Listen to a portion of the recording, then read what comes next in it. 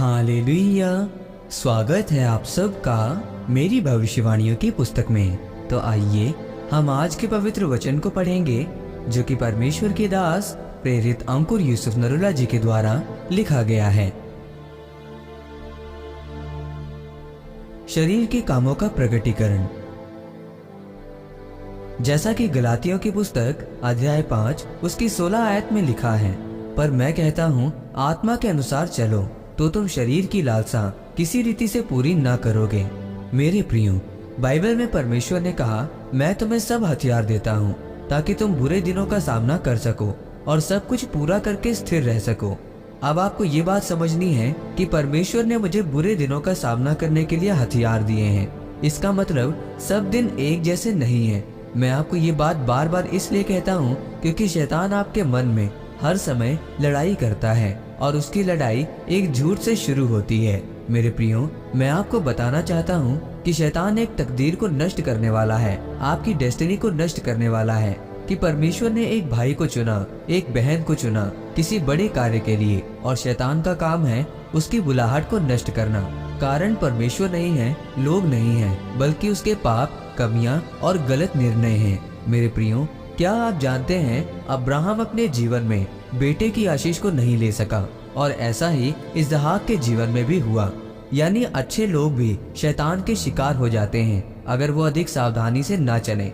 अगर आप गलातियों अध्याय 5 उसकी 16 और 17 आयत को पढ़ें तो लिखा है, पर मैं कहता हूँ आत्मा के अनुसार चलो तो तुम शरीर की लालसा किसी रीति से पूरी ना करोगे, क्योंकि शरीर आत्मा के विरोध में, आत्मा शरीर के विरोध में लालसा करती है, और ये एक दूसरे के विरोधी हैं। इसीलिए कि जो तुम करना चाहते हो वो ना करने पाओ।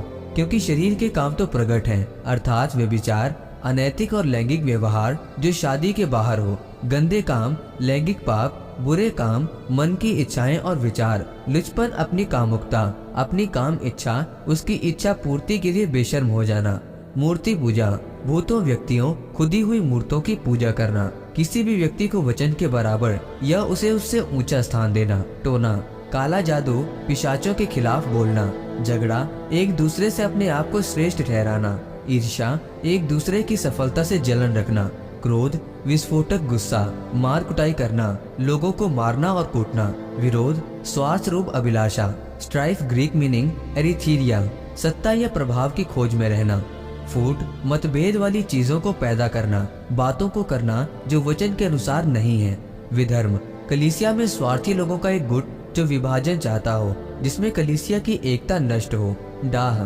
चिढ़ते और कुड़ते हुए एक व्यक्ति से नाराज रहना, जिसके पास वो चीज है जो आप चाहते हो आपके पास हो, उसको लेना, मतवालापन, मानसिक और शारीरिक नियंत्रण को मादक पदार्थों के द्वारा क्षति पहुंचाना, लीला क्रीड़ा, अत्यधिक खाना पिलाना, रंग रलियां बनाना, प्रतिबोर खाना पीना जिसमें शराब हो, जिसमें नशीले पदार्थ हो और यौन क्रीड़ा हो। और शैतान इस्तेमाल करता है इन चीजों को जो शरीर के काम है आपको हेर फेर करने के लिए। मेरे प्रियो, याद रखें, आप पृथ्वी के नमक हैं और आपका संबंध परमेश्वर के साथ होना चाहिए, तब परमेश्वर आपको आशीषित करेगा। आमीन। आइए इस प्रार्थना को आप मेरे साथ एक मन होकर करें। सर्वशक्तिमान परमेश्वर, मैं इस वचन के लिए आपका धन्यवाद करता हूँ। पिता परमेश्वर, मैं प्रार्थना करता हूँ आप मुझे अनुग्रह दें ताकि मैं शरीर के कामों से छूटकर आत्मा में बढ़ सकूं और आशीषित हो सकूं, प्रभु यीशु मसीह के नाम में, आमीन। परमेश्वर आप सबको आज के वचन के ऊपर मनन करने के द्वारा आशीषित करे, आमीन।